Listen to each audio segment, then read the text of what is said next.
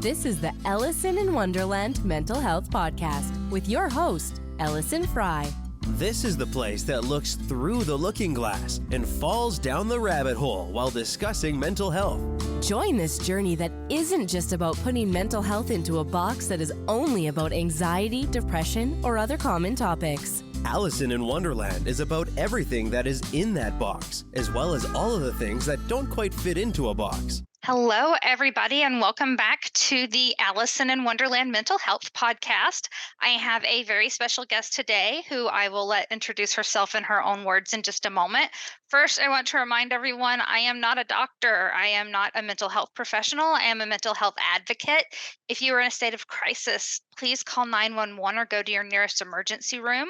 The Suicide Lifeline has recently changed their number to 988, which is a 3-digit code that you can text or call at any time, and they will actually put you in touch with resources local to your area. So once again, that number is 988, and I will also make sure that it is on the screen for the video. Now that all of that has been said, I would like to introduce you to Andrea, but I'm going to actually let Andrea introduce herself. Thank you so much, Allison. And I appreciate that you kind of give that disclaimer in the beginning. I always say, even when you're hearing from a mental health professional like myself, this is all just information. If you're struggling with mental health crisis or any concerns, always seek support and guidance. You know, this is not in place of therapy, anything that we talk about here. So I appreciate the disclaimer as a mental health professional myself. As you mentioned, I'm Andrea Brognano. I'm a licensed mental health clinician in New York and New Jersey. I'm the group practice owner of Therapy Connection. We are now currently in 2 states. We kind of went down a little bit from 8 states. I'm just gearing specifically in New York and New Jersey. We have 12 clinicians, and we have serviced over the course of, we're in 3 years. I started Therapy Connection in August of 2019. Solely as a telehealth practice, not knowing the world would also be telehealth with me, but here we are. So we've serviced over that span of time over 500 clients, and we're now expanding to in-home services in New York and New Jersey, which is really awesome. Outside of that, I also help clinicians grow their practice using social media and also additional income streams. You know, where I do that through Achieve with Andrea, which is my consulting company. I also have continuing education courses of how to do social media as a therapist, courses of how to become an approved provider, and a bunch of wellness journals, resources, and also retreats. So I keep busy. Yeah, I know I'll tell people what I do, and they're like, wow, how do you have that much time? And then I talk to somebody like you, and it's like the list is 5 times longer. And I'm like, oh my goodness, how do you have so much time? So did you have like a crystal ball that was like, let's go to telehealth? And then all of I tell everyone all the time, I'm like, I swear I don't have a crystal ball, so I cannot tell you the lotto numbers, but it just happened to work out really well. And I really wanted to create a life for myself that I was able to work a job at home. And I knew other people wanted that too. So I did it as a group practice, and here we are. You know, it worked out very much in our favor, and it created so much access to people. You know, people are getting therapy on their lunch break or before work now. And it's really awesome to see people putting their mental health first. Yeah, it's really amazing. I'm so glad that the insurance pays for telehealth services for providers that do take insurance, because my doctor is in Georgia, and when I moved to Kentucky, I didn't want to start over, and I was like, so she got licensed in Kentucky because I was gonna say, tell me she got licensed, because that's the thing too, is something we're advocating for too, is making sure like multi-state licensure for ourselves. You know, I'm only licensed in New York and New Jersey, so it's really difficult when a client of mine is like, oh, I'm actually moving to California. And I'm like, I can no longer see you. Like we would have to like apply for the licensure and whatnot. So we're pushing. We're and I know a year in advance too. So it was interesting because right about the same time she said she had someone move to Florida, and so she was working. So she was like already kind of looking into what to do. So I was really glad, because I was like, I've got 6 years with you. I can't. Right, but that's the thing. And that's why we advocate for it, because it's like, especially if you've built that rapport and life just happens to push you in a direction for you to move, you've shared this intimate space with someone for so long that it's like silly. I think of often our military families or our college students who are often moving around. So it's really unfortunate when they can no longer see that clinician. And sometimes it depends on the state. I know Florida is an easier process than other states I to be think able to get Kentucky that license. probably is too. Yeah. I'm gonna say this, I'm but just going to assume Kentucky is not. let me tell you, New York and New Jersey do not make it easy. Well, That's for sure. I've been looking into doing some life coaching and in Kentucky, and I'm like, there are no laws. You can just be a life coach. I'm not going to do that. I'm going to take classes. But I was just like looking it up, and I was like, oh well, Kentucky's just like whatever. You just be a coach, no big deal. Right. Oh, that's awesome. That's exciting for you though. Thanks. Yeah, I mean, it's definitely a result of the podcasting, getting to talk to so many people like you, and I'm like, oh my gosh, I love that. Life is what I want to do. I'm just really enjoying it. So Yeah. Oh my God. it's interesting that you do have this part of the business that helps therapists do outreach through social media, because most of the listeners know I'm a digital marketer by trade, and I really social media is like my least favorite thing. So when I created the podcast, my son was like, "Mom, you have to create a TikTok, right?" I was like, "What?" Because I do SEO, and I'm just like all like content development, TikTok backside is of such a things. different beast too. Oh my TikTok gosh, is, I yeah. I I did like 3 little things, and I'm like just No, really. but TikTok has to be on like 4 to 5 times a day for videos, and that's what I tell like all the therapists I'm working with. I tell them it's not that it's impossible, but just know it's going to take more work than maybe other platforms, and also knowing what you want. For me, I love using Facebook because I love creating community and being able to create groups that I get to like mold and be able to like help support there. Instagram, I love Instagram. I love making reels, and I love being able to like connect to people in that way, share information. But I tell people like social media is meant to be social. It doesn't need to be more than that. Like don't force it. Just play around with it. Well, And I tell therapists all the time. Therapists get hesitant to show up on social for sure. Because I think in school we were like taught like you can't be a human, like you are a therapist, I do remember that. I remember because I've been on the journey to find the right therapist since I was 16, but I remember years ago, like maybe 10 years ago, like there was like part of the paperwork for an intake where it was like, I will never go look at your social media. I will never be your friend on social media. If you want to show me something that happened on social media, you can print it out. And I just remember thinking, that's so weird. It was just like that. And that's like the fine line of what I like tell therapists. Like it's not saying that you have to go out and friend all of your clients. Like you really shouldn't. But it doesn't mean that you can't show up on social media. Like I show up and I'm they're active often on Instagram, and I don't know if my clients are following me. They might be, but I don't engage enough with people for that reason. I'm just there like sharing other therapist things and being able to like advocate for mental health on that platform. yeah. And And I again, think it's the same thing like we said with the start of the podcast, like not in place of therapy, just use it as an extra support. Yeah, and I think it's really nice. What I like about Instagram is that Instagram has me pegged. It's so funny. I will scroll through and I will see suggested posts about mental health and cat videos. It is Oh, we amazing. have the same algorithm. I Oh my love that. gosh, it is. It's great. It is so wonderful.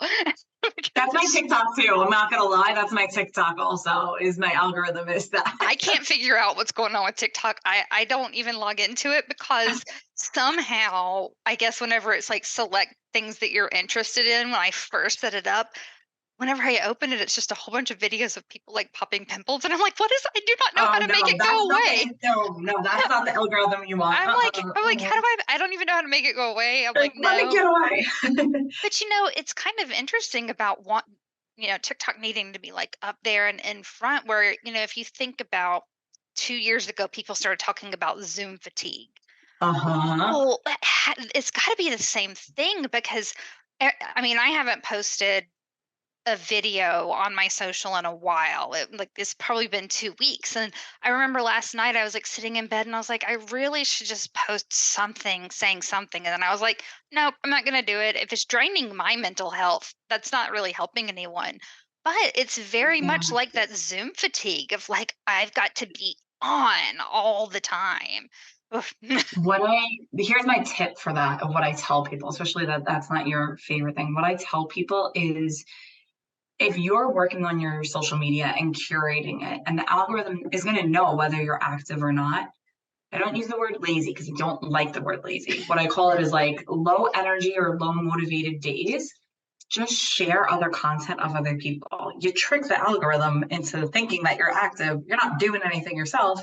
And my go-to post for engagement, take a picture of your coffee and just ask people, how do you like your coffee with milk or without milk, right? Like still engage and humanize yourself outside of it is what I tell people. That Yeah. has nothing to do with my niche at all, but I humanize myself so people know and I still show up, That's kind of like what I tell people with SEO. I'm Yeah. like, I swear they're like, nobody wants to read a blog about our machine company. And I'm like, nope, but you're writing it for Google.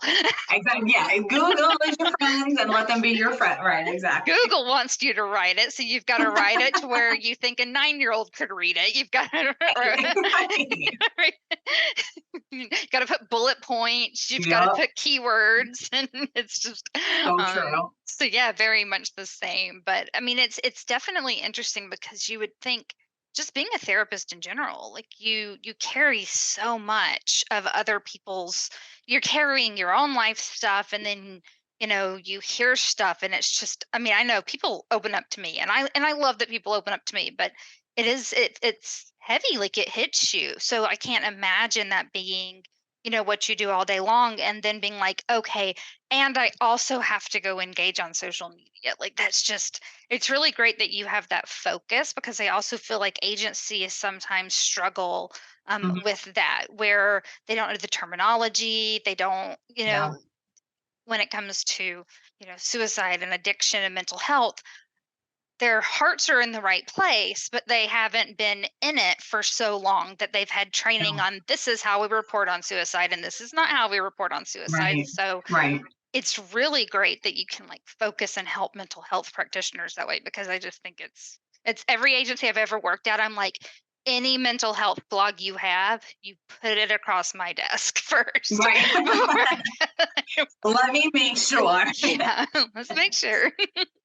Yeah, I honestly, like, even as to the end of the day, I do obviously carry a lot of my clients, but at the end of the day, I make sure I really am.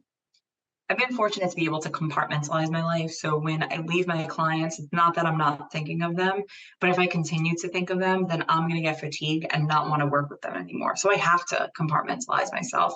So I take a lot of time for self-care. And I truthfully, the best part of the work that I do is being able to have the support system that I have those outlets of like, I had a real rough day, like, let me vent for a second, and I'll vent about whatever that is. It might not be client related. It might be that my cats were driving me nuts or, whatever that is. But having a support system that you can turn to is so crucial to not get fatigue. And then I switch my mind a little, right? Like instead of saying like, oh, I have to go do social media, I tell myself like, oh, I get to have fun on social media now as a part of my role. And that's been pretty helpful for me to be able to shift it in that way. Yeah, like let's have fun with it. I definitely get that. Like I do feel like social media can be the more fun of the digital marketing things. I just always tell people I'm like, I'm just a little bit too old. Like I remember, You are not. Oh my God, I swear. Like my youngest child is 19 years old. But you're not too old. I'm an You're not empty 150. And even that, if someone is, they could join social. It's just so funny because I'm just like, I miss my MySpace page. Not for nothing. Me too, though. Me too. See, but that's when it was fun, right? We got to play around with our songs and everything in our background. Yes, it was so much fun. Yes, I learned HTML. That's not how I Yeah. can be a web. I develop websites now, like on the side. Like and it all started with learning HTML on MySpace. See, but this is what I tell people like on social media. Like I was just having like a conversation with someone, like this is even a great topic. And I'll even like tag you in it, like to go on and even give a poll out, like who here misses MySpace, right? And like using that. I even tell my clinicians, like, so we're not in the business of only like we have to only help mental health and only connect with mental health people. Like we're in the business of humans, right? So humanizing any situation we have, like this conversation, use that on your social. Oh, who misses MySpace? Me. I remember I remember all the like little characters and things you used to be able to put up on MySpace. You're bringing me back, Allison. And your top friends and Yo, all of your these top things. friends. I know exactly.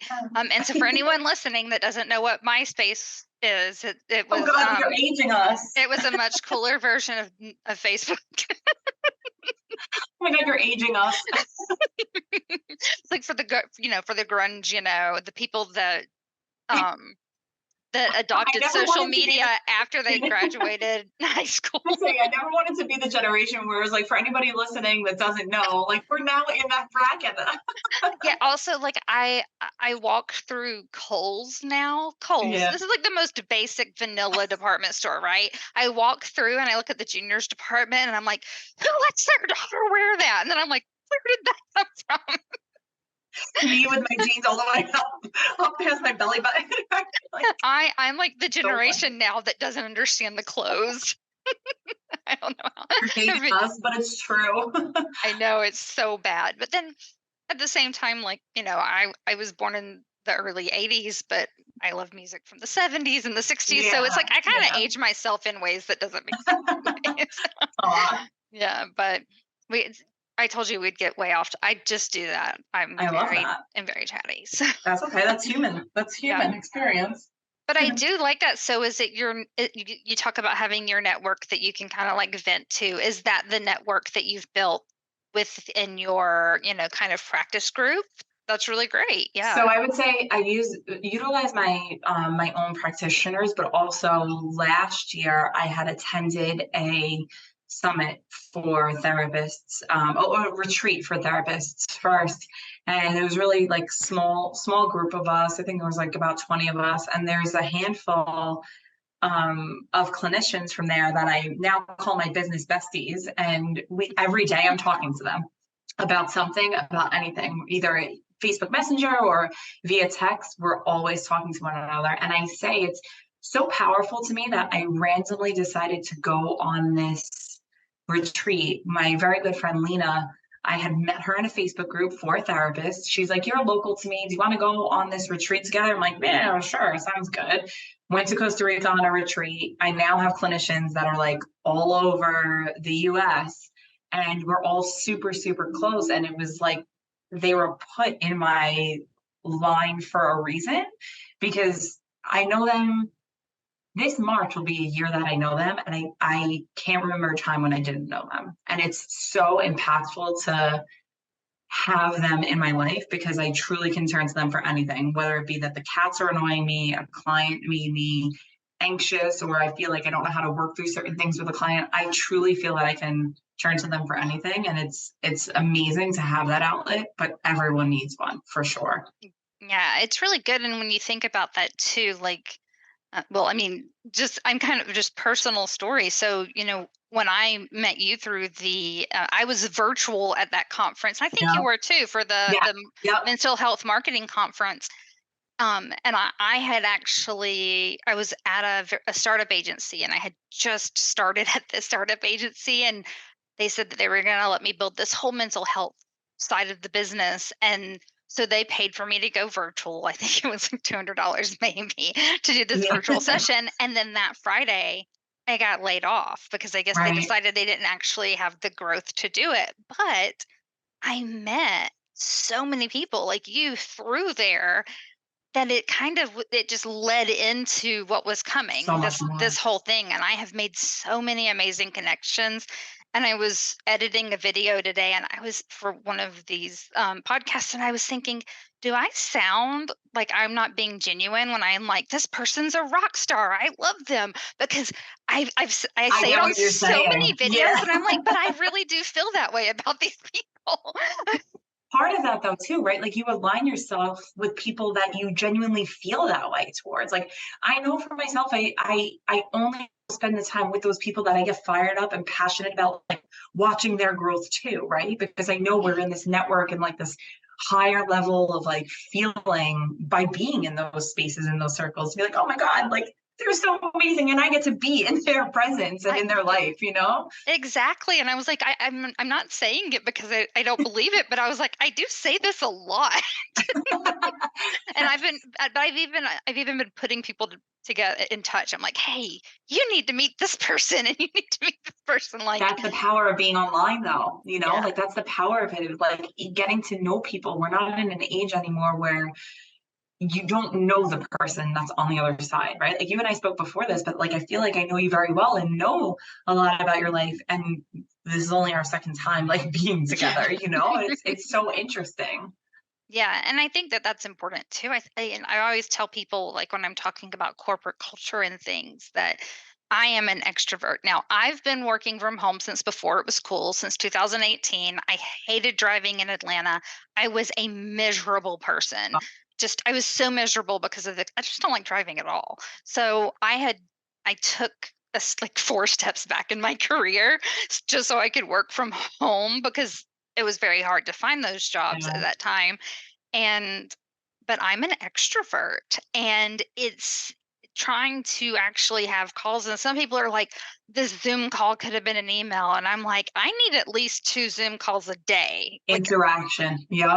now I don't want it to be 10 hours straight where I don't get to go to the restroom and I feel bad for wanting to eat. But that's too much. But Yeah. it definitely is one of those things where it's like we almost have to be more purposeful, where if we were in an office together, then when we walked in, we would chat for a few minutes, and I would Right. know if your Right. kid was sick or if your cat was being adorable. And They usually are. if we had to I had to lock mine out. Usually they're fine, and they were being just a I, terror. I just saw her at my feet and I didn't know she was in here.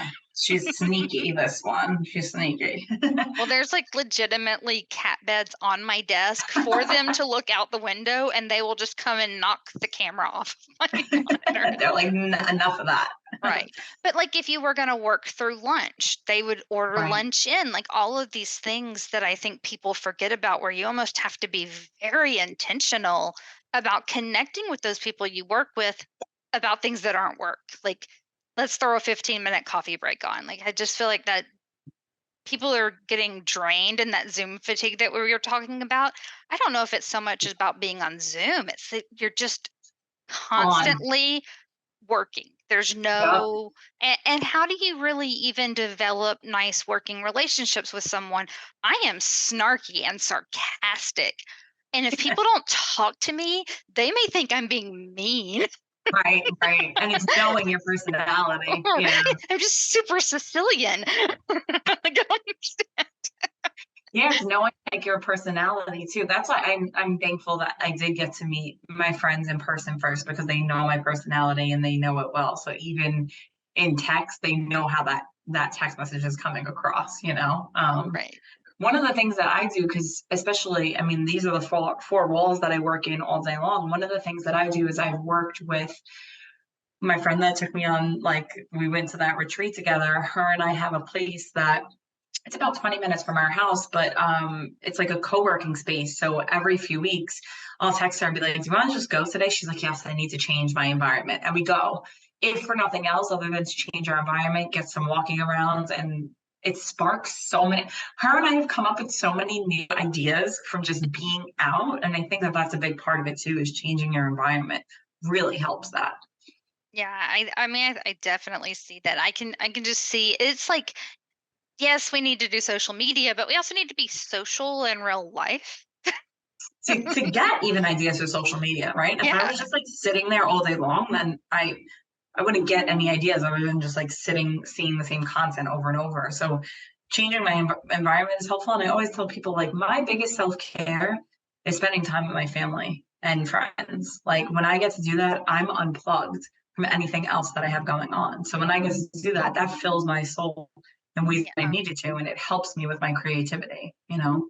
That's great. Yeah. So what I do is, my husband and I both work from home and we have separate offices, but this is my office. And I leave my office and I'm done. If I'm not doing Yeah, work or podcasting or working on my book, and sometimes I'll do the book and my own podcast stuff like on my laptop in bed, but I don't yeah, ever do work on my yeah. laptop I in love bed that. because well, I need the 3 monitors. I'm more productive, but like the work gets done in here and Good. then I'm gone. So No, that's an excellent way to do it though. Like compartmentalize within your own home. Excellent. Yeah. yeah, I mean, and I know that not everyone can do that. I mean, we saw with COVID, everybody in Yeah. their kitchen and all of these things. And oh my, I have this poor coworker, and I haven't met her in real life, but I swear we're just like kindred spirits. But she was in the process of moving during this, and like her whole house was packed up, and she took a picture where she was like sitting on the floor with a folding chair with her computer on it, and that was Oh, like what she was doing for the it's week like gotta before the make it movers work. came. Yeah. I know. It's like wow, that's dedication right there. Aw, yeah. Aw.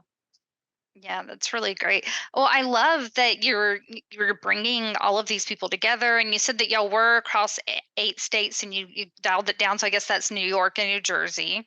Mhm. So you also mentioned something I was curious about. You said y'all are doing telehealth, but you're going to do some in-home health, and that is something that I never hear anymore. You never have like the family doctor come to visit you. So tell me a little bit about that. So in New Jersey, we've started in New Jersey first. In New Jersey, it's a Medicaid run program. So it's under the scope of Medicaid.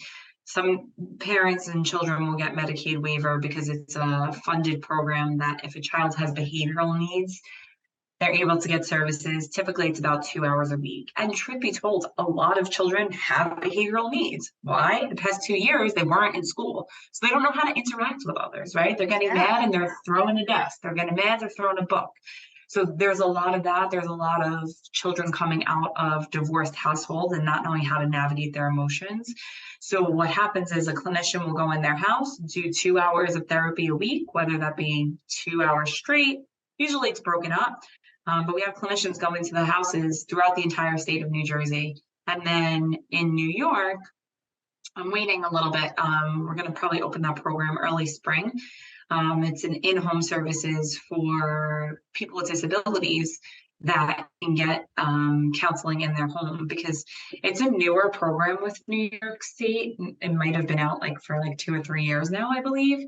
But a lot of people won't work with people with disabilities mental health wise because they don't know how to. And my background has been in disability, and that's so frustrating and upsetting to me that these people that need the help are not getting it. So I'm really focused and fixated on making sure that that's the program that I get to open up because I want to make sure I put the right clinicians in the homes of those people, and getting the services that they deserve to have, right? Like everyone needs someone to talk to. So just Yeah. because a person's disabled doesn't mean that they shouldn't have that outlet. So yeah, Yeah, I'm I mean, excited. and there's like a whole different level of stress and things there. So I mean, it seems so like when you're helping with the continuing education programs, are you helping therapists learn how to work with the people that have disabilities, work with the children in their homes and things like that? So we have for continuing education, sometimes it's programs. I have a colleague that has an incredible program on a disability continuing education program, and it's specifically geared towards, they actually can change the training itself to fit different areas because disability shows up in all areas of our life, whether the doctor's, a coffee shop, a hospital, a therapist's office, you could be disabled anywhere at any time. So Yeah. they have an incredible program. It's called the Disability Ally Initiative, and they do offer continuing education for that. But it teaches how to work with a person with a disability and be their therapist, because not a lot of people will do that. So what do the conversations need to look like? Can they look like just any therapy space? If you think about it, when you're in the therapeutic chair, you're changing how you talk with a client depending upon what their needs are. So it's just the same as what you're doing with a disabled client too. Yeah, So, absolutely. I think that's really important. I think that even, I mean, I was telling someone recently, like I was trying to find a therapist that would even just see someone in an office, and I'm out in rural mhm. Kentucky, and everybody had gone to telehealth. And I was like, I was so excited that I had telehealth, Oh, yeah, but then I yeah. couldn't find someone in like In in office. person. Yeah. So it's an hour and a half drive to Lexington. But like I Mhm. call but I mean it's interesting. And then also with the children, you make a really good point. Like I think that a lot of people, probably people that don't have their feeds filled with mental health stuff, don't Right. realize that when kids are in school, the teachers are the ones that are noticing abuse. And also if they've got toxic things going on at home, there's a break Yep, from it because they go to school. So yep, this last couple of years, domestic violence and abuse, yep. we may not know how much it's increased, but it's had It's to have increased. increased. Yeah, it's had to Yes, have. I for mean, like sure, for I mean sure. I mean, my mother suffered from bipolar disorder. If we had been trapped in the house for 2 years, she probably would have killed us. I'm not intentionally. She loved us.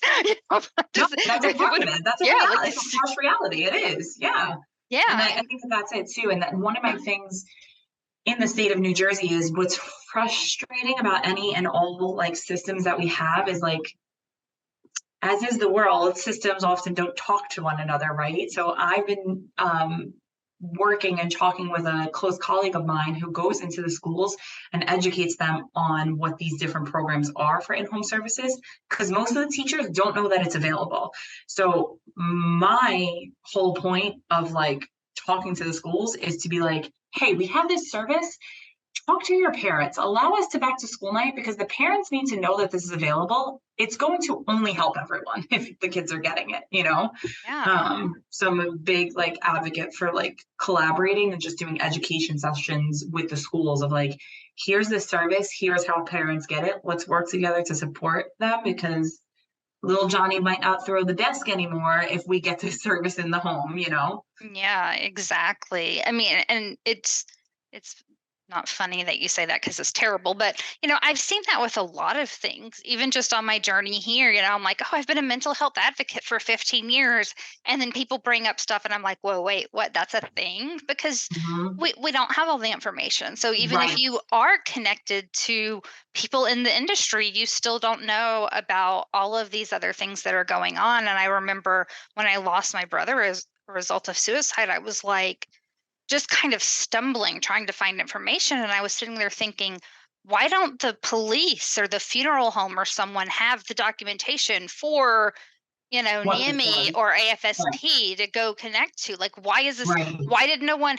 like, it sounds kind of harsh to be like, hand me a pamphlet, but why did no one, why did I have to Why go did no one search do for it? it?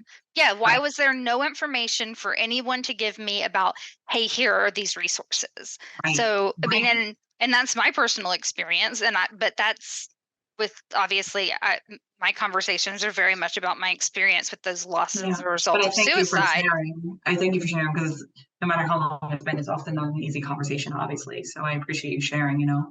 Yeah, well, thank you. But it's like it leads into what other programs are out there that none of us know about. Know So, about. yeah, and that's like how I don't know how you get everyone to know all the things. That's I struggle sometimes too. So I do a continuing ed course on substance use.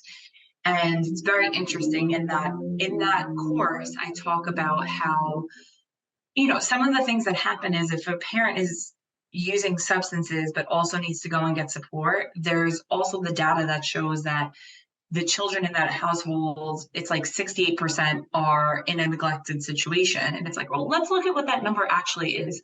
Is it that 68% of them are actually neglected, or is it that mom had to go to the substance abuse that like program because if she didn't go, then she was going to get the kids taken away. And unfortunately, she can't afford a babysitter because she's working a few jobs, but also got laid off from a job because we had to send her to this program. And then these programs don't have a child care center to be able to watch those kids in order for mom to make it, right? Like all these systems are not talking to each other. So when I share the data specifically from that course, the data that I share is from 1999. And like the participants are like, it's literally like 2023 now. What are you sharing? I'm like, I'm sharing to show you that for 24 years, we haven't made changes.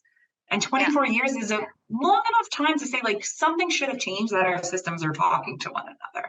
That like maybe some of these programs should have had a child care center brought in, or, and it's not.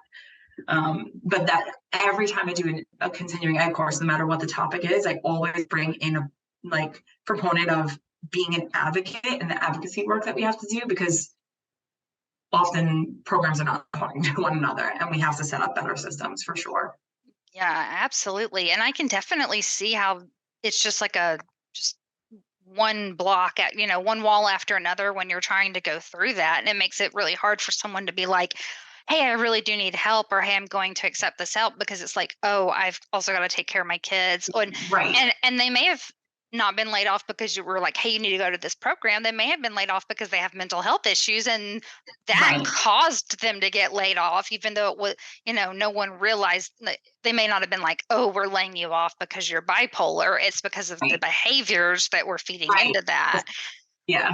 Wow. Yeah, it's so much. And I can think back on that. And, I took a very strong role in raising my brothers and sisters in my house because my mom suffered from bipolar disorder. And I know I know that now that, 15 years of advocacy and 2 psychology degrees later, I'm like, oh, this is why these things are that way. Yeah. But like I even as you're like saying that, I'm picturing like what would have happened if I hadn't been the one that did all of those things. Because if someone didn't fill out our school registration paperwork Mhm. and things like that, and fill out the paperwork for us to get free lunches, what would have happened? What would we have all gotten Right. taken away? Would we have just never had food? Like I don't. Right. Yeah, Right. so I mean it's interesting. And then also when it comes to addiction, because very often those things are combined, Oh, yeah. you're struggling and you're self-medicating, and Yeah. those, and it's difficult, but you don't understand the struggle, and then you end up becoming addicted because you were self-medicating, and it just kind of all just turns into this big ball of mess. But like as far as the addiction resources go also, I mean, you kind of struggle in the same way. Like these addiction centers, I had a relative that we did the whole thing. We all wrote our letters and had an intervention and had him taken off to rehab. But it was it was like $30,000 to send him to rehab. And it Yeah. and it's and then if there's relapse and all of these things, and it's very difficult, because I imagine there probably were programs that he could have gone to, but the only ones that you see advertised are the ones that are you know, the $30,000 ones. So It's it's, true. Yeah. yeah. And even with mental health, like, okay, how do I get help if I don't have insurance and things like that? And I just think that I was on a call with someone else, and we were talking about how yes, we've made it through these things. And she made the point to say, but I was super privileged, and I don't want people to feel like since they weren't able to do things. She's like, because I was privileged and my parents had this money, I was able to go to this intensive inpatient program and all of these things. And I was like, you know what? You're right. I was like, I was not privileged. I was very poor as a child, but I'm kind of privileged now. My husband makes really good money. You know what I mean? Like Yeah. now I'm able to take the time off for my mental health. So you're right. Like it is a big difference. So it's like, okay, these are the things that we do, but how do we get those resources to the people that don't have those options, That or don't don't, have the privilege. yeah, Right. or that need the babysitter, or need somebody to just, help them. I know someone that has just debilitating migraines, um, but that person still needs to get groceries, and Right. so Right. it's like, how do we find those? And I'm sure there's so many resources, and no one knows what they are. No, but that's the thing, right? Like, is that it's not, even the resources are not accessible enough for us to know that they're available, Yeah. Yeah, it's frustrating, that's for sure. But that's why in any talk that I do, I always add an advocacy component, because there's always going to be something to advocate for. I hope one day there's not, right? It'll mean that there's a lot of our concerns are addressed and resolved. But as for now, we need to continue to advocate until like actual change is made. Yeah, I think that's wonderful. And I really think that it hones very into the purpose of, this podcast is I'm like, let's Mhm. talk about it all. And you Yeah. and you brought up something that I hadn't thought about mental health for people that are just disabled that are in their homes and never thought about it before. My mom was a hospice nurse, so I know that there was like a chaplain that would go with her sometimes with the patients, but I don't know that there was any like actual mental health outreach. Okay. And to the Yeah. families, you would think the families that are there too. Mhm. So, like, This program allows like one-on-one support and family therapy, and it's very interesting because they can get like it's a person that can get ongoing support, whereas like it used to be that like, oh, they're disabled, so they need to get disabled services only. It's like, what? They're also a person, so they need people services. Like what? yeah, and So their disability can't, if they have an underlying mental health condition or if it causes a mental health condition, it's not like that's going to make you less depressed. I mean, like, it's not, right, right. yeah. I mean, Yeah. I No, mean, I'm imagine. excited. I'm excited to offer the services for sure and get that program up and started. Yeah. Yeah, it's really exciting. Yeah, and definitely when it changes for New York, let me know. We'll hop on a special call. We'll blast it out there. I'll be like, everybody, go do this. I appreciate it. You'll know the social media side. I'll send you the information, and you can blast it on social media. I love it. It's great. So you've got so many really wonderful things going on. Um, what do you do to wind down at night? I'm just curious because I can't turn my brain off. Oh my God, I turn my brain off so fast. And especially if as soon as I hit the pillow, my head is out. I always brain dump at night. Like I kind of recap my day, throw my thoughts off if there is things that I didn't get done, which usually I mean, there's only so many hours in the day. I'll brain dump at night, compartmentalize and organize those thoughts. And then I go to sleep with a nice clear mind, don't have any anxious thoughts ruminating in my mind while I'm sleeping. But I really like to spend time, as you saw my cat, she was like in and out here. I like to go to sleep with the cats and just like wind down and like take time to like actually cuddle them and just watch some good Netflix binging shows. But I've been trying to read a little bit more instead of getting like too much harsh blue light. Yeah, I've actually checked my blood pressure before. Like when I'll sit down at the end of the day and I'll have a headache and my blood pressure will be a little high. And one of the cats Yeah. will come and lay on me and purr on me for like 30 Feel you. minutes. And Yeah. my blood pressure is lower. I have got to find somebody that's a specialist that can explain why that is because it is the coolest thing. Yeah. It's like their rhythm, I guess, and their Yeah, their heartbeat. rhythms. Yeah. Yeah. It's Yeah. She's at my feet now, but she was like wandering around here. She likes to stay attached to me at all times, but they heal you. That's what they say, right? They're healing you when they purr yeah, on you and lay on you. it's really I'm like, sweet. I guess I need a lot of healing. She does that often. Yeah. But Well, she and knows that, if I carry like some weight of whatever's going on, and I try not to, but she's always supporting me, my little girl. well, I have 5 and they're all boys.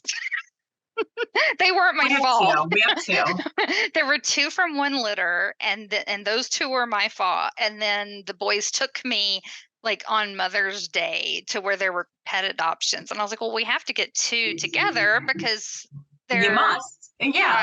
they're good. And so I was doing the paperwork for 2 and then the little runt of the litter was like crawling all over my husband and he was like, "Might as well get this one." But Oh, he chose him. he Yeah. did. It's so sweet. Like it's so Yeah. adorable. But yeah, there's a lot of them. But I'm an Yeah, empty nester, we only have so two. We want a dog next, but we'll see when that happens. But we have two. They're very cuddly and cute.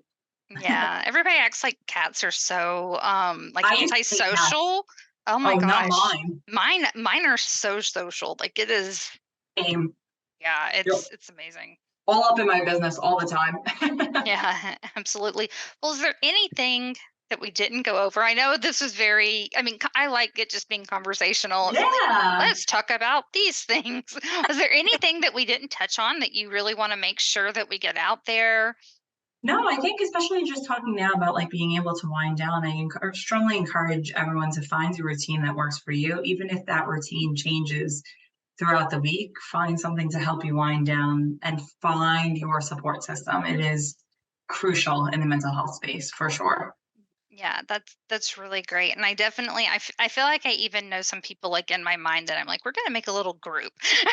I'm like sitting here making I'm like, I've learned that when I take notes when I'm on these, I look like I'm not paying attention. So I've been like scribbling. There's no telling what it's gonna look like when I look at it later. Who knows? I'll just rewatch the video and then I'll remember. Yeah, that's so funny. No, I appreciate you so much having me on. Yeah, thank you so much for being on. This is Andrea from Achieve with Andrea. I will make sure that all of the links are on the website when the episode airs. And thank you so much for coming. Well, Yes, thank you so much, being here. Allison. Yeah, I appreciate it so much. Wonderful. Thank you. Thanks for listening. If you enjoyed this episode and you'd like to help support the podcast, please share it with others, post about it on social media, or leave a rating and review. Also, remember, this show does not contain medical advice that you should follow without speaking to your doctor. If you or someone you know is in crisis, call 911 or go to the nearest emergency room. You can call or text the Suicide and Crisis Lifeline at 988.